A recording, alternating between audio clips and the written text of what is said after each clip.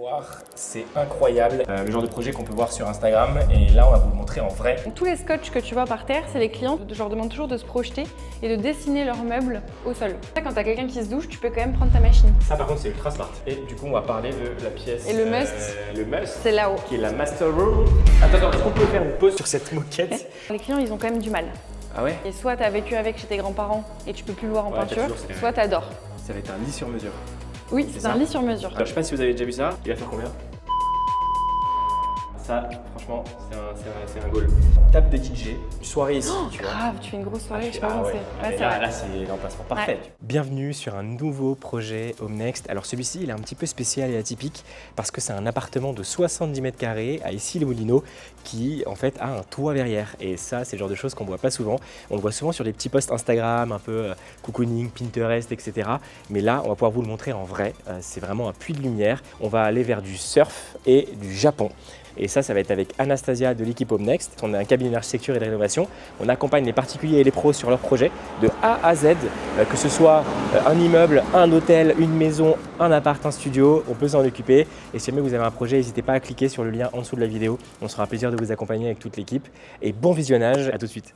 Salut Anas! Salut Gilles, ça va? Bah ouais, on se retrouve encore pour un nouveau projet. Ben oui, ça fait longtemps. Bah ouais, mais cette fois-ci un projet assez original parce que vous allez voir, c'est incroyable, il y a un puits de lumière, c'est un projet avec une très belle verrière, c'est comme un toit verrière finalement, le genre de projet qu'on peut voir sur Instagram et là on va vous le montrer en vrai dans un instant.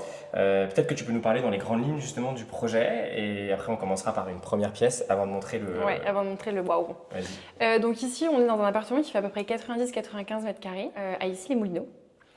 Donc l'idée, c'est qu'en fait les clients sont des clients expatriés. Le monsieur est australien et donc ils veulent un esprit surf house. Donc moi j'adore parce que c'est un thème qui parle énormément et c'est canon, on peut faire beaucoup de choses.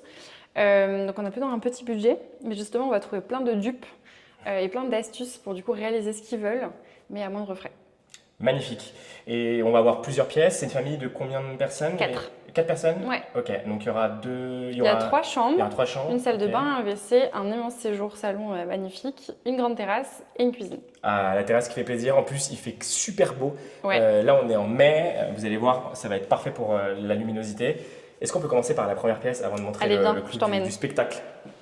Donc tu vas voir que en fait, dans l'appartement, les clients ont déjà commencé à démolir parce qu'en fait, on a des clients qui sont hyper investis des fois dans leur projet et qui adorent un peu mettre la main à la pâte. Tu vois, on est en train aussi de sélectionner les dernières pièces de mobilier, ils vont aussi faire du shopping. Donc voilà, je leur laisse aussi une part de responsabilité entre guillemets quand c'est sur de la gestion de projet. Donc là, on est dans la cuisine. L'idée, c'est qu'on refasse absolument tout. On touche à rien de structurel pour le coup. On fait vraiment juste de l'aménagement. Donc là, on aurait une jolie cuisine avec du bois, potentiellement du verre. On est encore en hésitation, on ne sait pas encore. Chez un de nos partenaires d'ailleurs. Chez un de nos partenaires, exactement. On a un cuisiniste. On va refaire le sol avec une imitation béton ciré. Ça va être très clair, très épuré, très neutre. On va avoir des enduits à la chaux. On va avoir des petites choses comme ça, du bois. Ici, tu vois, souvent, ce qui est compliqué quand tu as une résidence à peu près des années 90 comme ici, c'est que tu as toujours des espèces de recoins. Tu sais jamais quoi en faire. C'est un enfer. Et ça te prend de l'espace pour rien, et tu sais pas trop ce que tu peux caser dedans, surtout dans une cuisine. Ouais. Et tu as la VMC qui date de 1812. Ça, c'est vraiment à l'ancienne. Wow. À l'ancienne. Et donc ici, le petit dupe qu'on va faire, c'est qu'en fait, on va venir créer un petit placard qui va permettre du coup de réaligner ces murs, donc visuellement d'avoir moins d'informations. Et en plus de pouvoir ranger tout ce qui est balai, produits d'entretien, l'aspirateur, accéder aussi aux tuyaux parce que c'est des gaines techniques. Et ensuite, on va déporter la VMC. Tu vois, tu as toutes les gaines techniques de l'immeuble. Donc ça parcourt vraiment chaque appartement. Ok, avec l'isolant. Exactement. Voilà. Magnifique. Et après, la petite touche un peu campagne qu'on va trouver et qui est propre un peu au surf house, c'est l'idée d'avoir une maison classique, mais avec des codes de l'ancien. Et donc en fait, là, on va vraiment travailler une banquette en angle avec une grande table ronde pour que du coup, les 4 personnes puissent s'y loger et prendre leur petit déj et déjeuner. Parce que j'avais vu quand on avait discuté avec les clients, c'était les 2 thèmes, c'était le surf et le Japon. Pour ce côté un peu, je pense, zen. En fait, c'est Japon, mais limite scandinave. Ok. Tu sais, c'est très… Alors, Japendine, non, pas vraiment. Plutôt, on se rabat plus vers le scandinave où c'est des choses très épurées, très dans l'ambiance qu'on peut trouver à Copenhague, tu vois, des mobiliers très chiadés, très simples, très efficaces, avec des beaux bois, des belles couleurs, des belles matières. Mais pas de franfreluche, tu vois. Ça va être incroyable. Donc cuisine juste là à droite. C'est ça. Meubles, il va y avoir une table, donc, comme ce que tu disais pour Ici, pouvoir donc il y a la petite banquette en banquette. arrondi, la Ok. table ronde avec une petite suspension. Ok. Là, pareil, point intéressant. Donc tu vois, là, il y a une seule suspension ici. Mais en fait, quand on est dans des résidences des années 90, on est dans des planchers en béton. Ça veut dire que tous les planchers de chaque étage, c'est du béton pur. Souvent, on peut avoir du plancher chauffant. Ici, c'est pas le cas. Et en fait, on n'a pas le droit de venir créer des tranchées pour faire passer un luminaire. Ok. Parce que du coup, ça vient fragiliser la structure. C'est comme si tu ouvrais un mur porteur. Même principe. Donc du coup, on crée des petites alternatives. Soit ici, on récupère la sortie de fil et on vient la déporter. Ok. Ou soit, si j'en avais carrément pas, ce qui se passe dans le salon, c'est que je viens créer une prise électrique qui est connectée à un interrupteur, qui fait que quand j'allume, ça se relie directement à mon luminaire. Mais par contre, j'ai un fil qui est visible. Malheureusement. Mais ça, il y a des petites astuces qui sont hyper esthétiques. Ah, et qu'on va vous montrer au fil du projet, vous verrez ça la prochaine fois. Ouais. Ok, il y a eu des enjeux dessus. Je veux juste rappeler aussi sur la démolition parce que il y a beaucoup de clients parfois qui demandent, qui veulent mettre la main à la pâte en se disant que ils vont pouvoir faire cette partie-là du projet, cette partie-là, pour essayer d'économiser et faire en sorte de baisser le devis. Il faut faire très gaffe à ça parce que la démolition, c'est aussi un poste qui permet aux artisans de pouvoir aussi parfois s'en sortir sur un projet et du coup leur enlever certains postes comme ça qui sont assez intéressants pour eux ou qui peuvent leur permettre de pouvoir vraiment mettre les mains dans le projet. Ça ne va pas aider sur le prix du devis parfois. Vous pouvez vous retrouver à avoir un artisan du coup qui n'a pas la démol, qui va augmenter en fait le prix sur d'autres postes pour pouvoir arriver à son seuil de rentabilité. Il y a ça et tu as aussi le cas où en fait les clients quand ils veulent trop faire, en fait ils attaquent les murs plus que ce qu'il aurait fallu. Par exemple, tu vois, moi j'ai dit aux clients, je fais ok, vous voulez faire la démolition, pas de problème. Parce qu'en effet, il y a aussi des petits budgets sur lesquels on a besoin d'optimiser. Et donc du coup, tu vois, ils ont déposé le mobilier et je leur ai dit tout ce qui est évacuation et carrelage, tout ce qui touche au mur, vous ne touchez à rien. Ça, c'est l'artisan qui s'en charge parce que lui, il sait faire. Parce que tu vois, c'est tout con. Mais là-dedans, bon là c'est du porteur, ça va. Mais tu vas à la pioche, tu fais une patate de 5 cm, tu vois. Et ça, faut la boucher, il faut la retravailler derrière. Donc c'est sachant que l'artisan n'aurait jamais fait ça, sachant que l'artisan n'aurait pas fait ça. Et donc c'est plus de temps, plus d'argent dépensé pour le client aussi. Donc du coup, voilà, c'est pour ça qu'il faut trouver un juste milieu. Il faut toujours demander à son archi et à son artisan d'abord s'ils sont d'accord. Et parfois dans les déposes, il y a des éléments qu'on veut garder. Ça peut être du carrelage par exemple à garder et ça pareil, il y a une technique particulière. Si jamais il pète le carrelage comme des sagouins, ça va pas le faire. Donc pour ça, il faut vraiment bien en parler au départ du projet. Ok, super. Donc la cuisine, pas mal. Là on est ok. Petite fenêtre ici qu'on va garder. Ouais, on garde tout. Directement. Qui donne sur la terrasse juste derrière qu'on vous montrera dans un instant. Il y a aussi un petit coin qu'on va vous montrer qui est vraiment pas mal, qui est la chambre à l'étage. Ouais, très atypique. Restez bien jusqu'au bout de la vidéo parce que vous allez voir que la chambre est assez atypique. On va passer sur l'étape 2, la pièce maîtresse. Moi, ce que je préfère le plus, c'est le puits de lumière dans le salon. Dans le salon. C'est parti. Allez, go. Donc tu vois, dans cette jolie pièce, voilà, c'est baigné de lumière, là, c'est incroyable. hyper bien exposé. La lumière avec la terrasse, avec la vue dégagée aussi. Ouais. Là, avec de la pluie, moi j'adore ça après, le bruit de la pluie, il y a des gens qui n'aiment pas, mais franchement, me poser, tu lis un livre, ou tu te poses, tu regardes une petite série. Très agréable. C'est incroyable. Et l'idée aussi, c'est qu'en fait, les clients voulaient vraiment du volume, et c'était un peu le maître mot du projet, parce qu'en fait, le client est très grand, il fait 2,08 m. Ou 0,3 peut-être, un truc comme ça. On n'y pense pas souvent. Plus de 2 mètres en tout cas. Okay. Et en fait, tu n'y penses pas souvent. Ouais, parce que tu vois, j'ai le cas sur un autre projet où le client fait 1,95 m et quand tu fais des hauteurs de douche, faut y penser, tu vois. Et moi, sur le moment, on pose le truc et il me dit, mais en fait, Anna, je passe pas en dessous. Et je me suis dit, oui.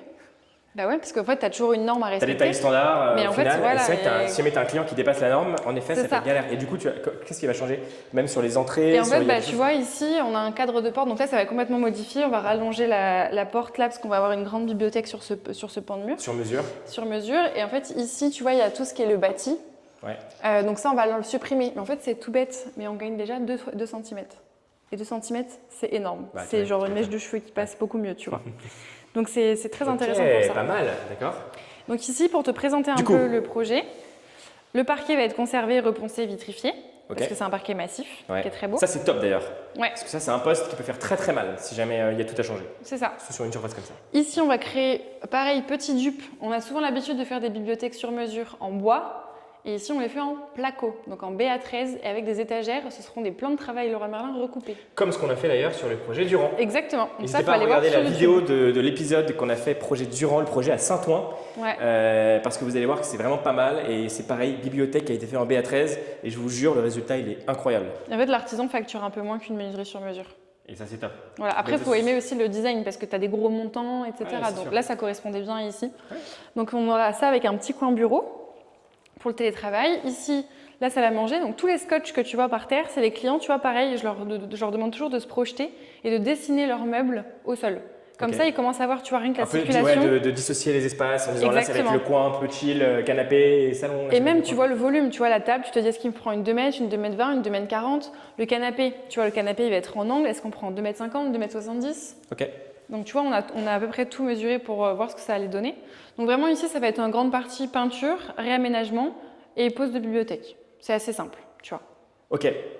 Là. Le gros canapé. Maxi canapé. Avec des jolis luminaires qui vont tomber, tu vois, de chez Socialite Family. Ça va être très beau. Waouh. Canapé qui donne sur une télé qui sera juste en face. Exactement. La télé, on va faire un meuble télé en dessous. Non, c'est que du commerce. On laisse que du commerce. Ouais, les clients, ils avaient déjà fait leur sélection déco et c'était très bien. Donc moi, j'ai suivi aussi ce qu'ils voulaient. Et en fait, ici, tu vois, c'était un peu le coin. En fait, un dessous d'escalier, tu sais jamais comment l'aménager. Parce que tu vois, tu tapes. Là, il est pas très haut, donc tu tapes dedans au niveau de ta tête. Chambre d'Harry Potter, t'as plein de trucs à faire, tu vois. Passage secret. Mais, non, mais surtout, tu as tellement de vidéos TikTok, sur Insta, où tu as des mecs qui te font des trucs de fou, où tu arrives, tu sais, tu trouves juste une petite porte et là, tu vois 3 lits qui sortent, etc. Mais là, non. Non, là, ça va être un gros meuble de rangement ou peut-être une banquette coin. En fait, justement, l'idée, c'est que quelqu'un voulait mettre le bureau ici. Donc, moi, au début, j'étais partante. Je me suis dit, c'est une bonne idée, tu fais un grand plateau et tout. Sauf qu'on a ce placard ici. Donc, ton bureau, tu es obligé de l'arrêter. Ça faisait un peu branque-ballant, tu n'avais pas forcément d'harmonie. Et en fait, je leur ai dit, non, le bureau, on va le faire côté bibliothèque. Avec des petites astuces aussi. Et en fait, ici, on va venir créer juste une grande banquette. Parfait. Avec un coin lecture où tu peux t'allonger, petite lampe qui pendouille et avec des cases pour que les petits aussi puissent jouer parce qu'ils ont des enfants en bas âge. Donc, ça va être aussi un espèce de mobilier un peu hybride, tu vois. Et ça, c'est parfait. Parce qu'en effet, même le bureau, le côté te retrouver un petit peu dans un petit coin comme ça, je sais pas si c'est face à un mur, alors que tu es quand même de l'autre côté, là vous verrez après, mais tu as une terrasse exceptionnelle avec un beignet de lumière, tu te retrouves dans le coin à l'ombre, ça peut être… mais top, ça peut être pas mal. Mais du coup, vous allez faire quoi, les placards? Le placard, on va juste refaire des portes sur mesure. Ok. Propre. Magnifique. Putain, ça va être très non, je crois que non, même pas. En fait, non, je dis des bêtises parce qu'en fait, avec le budget, comme ça a beaucoup bougé, je crois qu'on va conserver celle-ci et juste repeindre ça. Je sais pas, faut qu'on en parle avec les clients justement. J'ai rendez-vous avec eux juste après. Bon, on verra. Donc voilà. Ok, et la question qui revient souvent, ça va être à partir du moment où on a beaucoup de baies vitrées, où on se retrouve à avoir même parfois un toit en baie vitrée. Qu'est-ce qu'on fait pour pouvoir analyser tout ça, pour voir si jamais ça doit être changé ou non? Là, par exemple, qu'est-ce qu'on va faire? Il y a eu un dégât des eaux juste avant la vente. Ouais, ce qu'on voit, donc ce qui est marqué là. C'est ça. Donc ça, c'est remboursé. En fait, il y a des experts qui viennent, donc des huissiers de justice, etc., qui viennent justement pour constater, voir les dégâts, de combien de temps ça dure, depuis combien de temps c'est fait aussi. Et là, tu vois, il faut qu'on demande à l'entrepreneur de faire la facture pour ça et d'envoyer pour l'assurance. Donc ça, c'est pas forcément de notre côté. Après, en effet, les baies vitrées sont abîmées, donc il faudra aussi passer le Karcher, etc. Mais ça, c'est les clients qui géreront de leur côté. Ok. Mais généralement, les premières traces, c'est vraiment traces d'usure et d'humidité. C'est la première chose qui arrive. Et après, tu regardes ton DPE. Surtout quand tu achètes un bien aussi, normalement, tout est analysé sur ce genre de choses. Donc, tu vois si c'est une passoire thermique ou pas et si ça a changé ou pas. Et aussi, regardez bien l'isolation. Il y a des personnes qui n'ont pas trop le réflexe, mais la toiture, ça peut faire très très mal. Ouais. Quand vous êtes en dernier étage, il y a par exemple là, pas si loin que hier, on est allé sur un projet de mezzanine et en l'occurrence, on a regardé même avec l'artisan et on s'est rendu compte qu'il y avait une bonne isolation en plus avec des matériaux qui étaient vraiment vraiment top et en l'occurrence, ça enlève un gros poste qui avait dû être envisagé par le client. Donc c'est ultra important, checker toujours si jamais c'est isolé ou non parce que ça peut vous enlever beaucoup de coûts sur un projet, surtout quand tu as des grandes surfaces comme ça. Tout à fait. Ok, la clim, on garde? La clim, on la conserve, ouais. Ok, parfait. On retouche rien? Non. Ok, qui va donner sur l'extérieur. C'est ça. On verra peut-être un petit peu après. Est-ce que tu veux que je te montre la chambre? On va la garder pour après, la chambre. Ok, ça marche. On va la garder pour après. On va faire la suite. Alors, je t'emmène dans la salle de bain. Donc, tu vois, ici, c'est un peu l'espace nuit. On a 2 grandes chambres de chaque côté avec des dressings existants. On ne va pas forcément trop faire de travaux, on change ce parquet qui n'est pas très jojo. Ouais, je suis d'accord. Les dressings, ils vont être transformés, on va faire du caisson Ikea classique. Vraiment, ce n'est pas le souci de la rénovation, on va dire. Et tu vois, ici, on arrive dans la salle de bain. Donc ça, salle de bain, par contre, c'est un gros poste. Est-ce qu'il y a la lumière? Non, il n'y a pas de lumière. Et donc, l'idée, c'est qu'à la place de la douche, au fond, on mette une grande baignoire. C'est les baignoires avec les petits sièges dedans et tout à l'ancienne. Ouais, c'est vraiment d'époque. Et après, on aura du coup meuble vasque avec une vasque intégrée. Okay. Et ici, on aura le caisson de machine à laver. Donc, comme tu vois, c'est déjà un caisson existant. Puisqu'en fait, là, on a le trou qui permettait d'incruster ta machine à laver ici. tac, C'est avec une porte. ultra Et pratique. tu pouvais ouvrir. Non. Bon. Ah, c'est pas mal ça. Tu l'intègres d'un côté, tu peux l'ouvrir de l'autre. Hop là. Et tu pouvais ouvrir et faire du coup ton coin buanderie ici. C'est parfait. Donc comme ça, quand t'as quelqu'un qui se douche, tu peux quand même prendre ta machine. Et ça, par contre, c'est ultra smart. Alors c'est ultra smart, mais le problème c'est qu'on ne le conserve pas. Parce que les machines ne passent pas dedans. Ah purée. Tu l'as déjà fait sur des projets, des doubles entrées comme ça? Non, je l'ai déjà fait, oui, dans une cuisine. En fait, j'avais aménagé une cuisine en L comme ça. Ouais. Et mon L donnait aussi en même temps dans l'entrée. Et en fait, cet angle-là que tu as dans le coin, il est toujours perdu. Et donc, ce qui fait que j'ai fait mon ouverture de machine à laver par là et ma cuisine par ici. Ça, moi j'aime beaucoup ces petits trucs là, ces petites astuces là un peu smart. Voilà. En plus, tu le vois jamais. Non, Toi, tu vois un truc classique, t'as un mur, une entrée, terminé. exactement. Donc là, on va plutôt refaire le meuble Ok. complet ici, parce qu'il y aura machine à laver, sèche-linge, il y aura juste un joli rideau. Et après, tout simple, la salle de bain sera dans les tons vert foncé, un peu comme ta chemise, tu vois. Ok. Vert foncé comme ça, On est petites clients du éliges. goût, alors. Tout à fait. Parfait. Voilà, ça va être blanc, beige, bois et vert. Ok.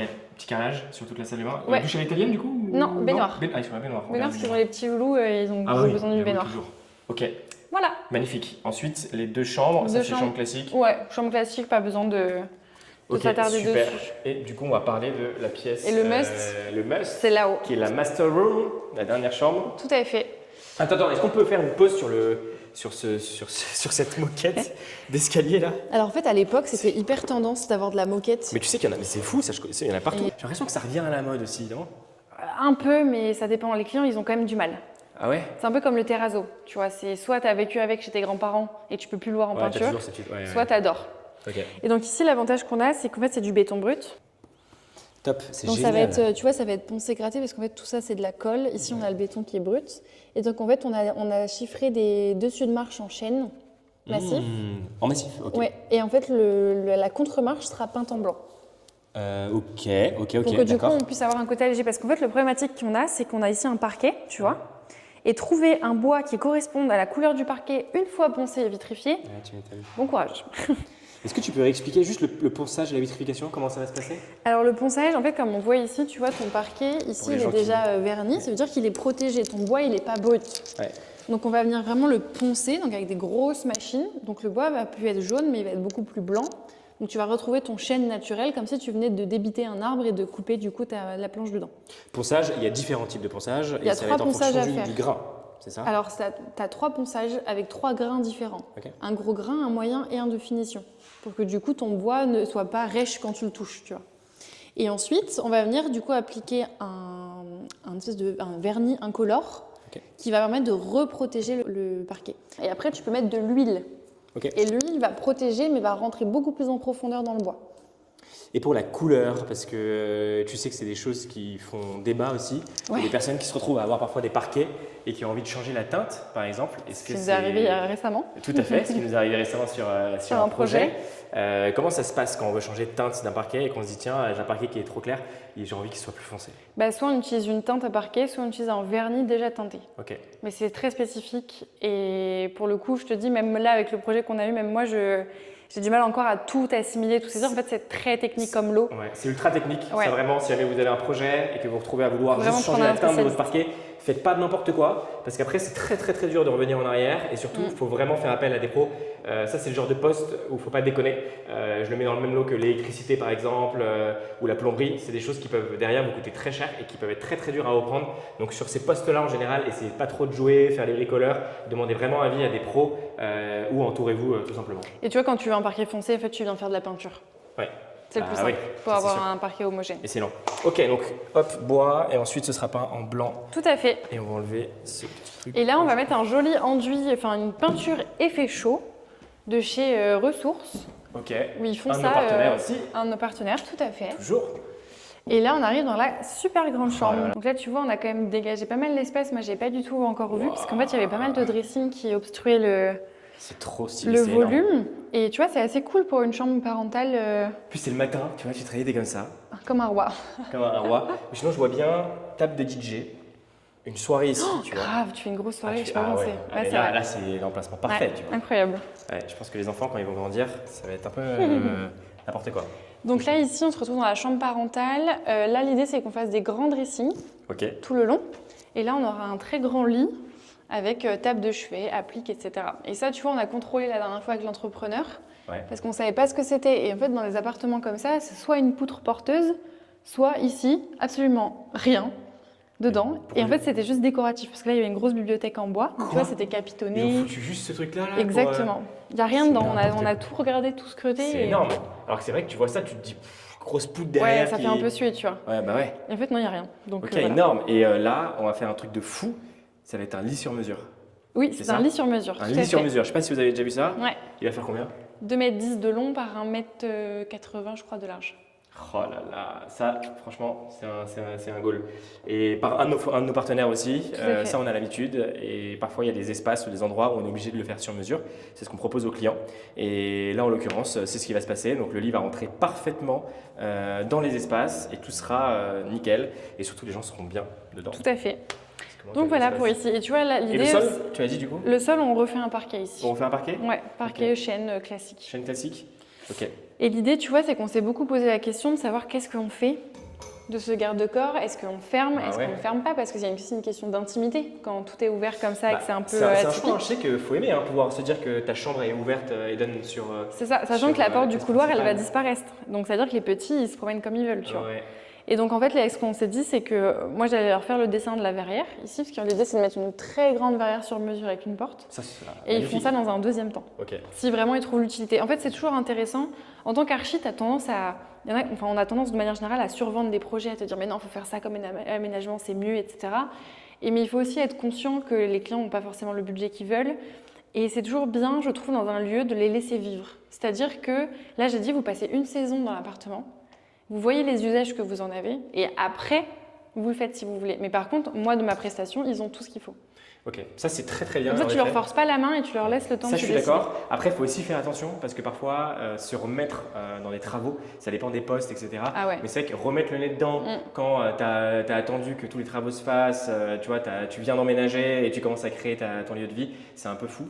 Et aussi, tu as entièrement raison, ça me rappelle des amis qui ont une maison dans le sud et qui se sont retrouvés se faire accompagner par une architecte. Et en l'occurrence, l'architecte a totalement pété un câble, c'est-à-dire qu'elle est arrivée, elle leur a fait un truc, mais en disant alors là, dans la grande pièce, on va mettre des sortes de petits draps en plafond. En fait, elle a commencé à réfléchir à son projet de vie en se disant moi, pour mon book. Elle n'a pas respecté le budget. Ouais. Elle a dit juste en fait, elle a pensé à son book. Elle s'est dit moi, pour mon projet, enfin pour ce projet-là, qui est du coup maintenant un peu le mien, on va faire des trucs de fou, une entrée pour toutes les voitures qui arriveront. Et eux, ils se disaient mais c'est pas ce qu'on veut.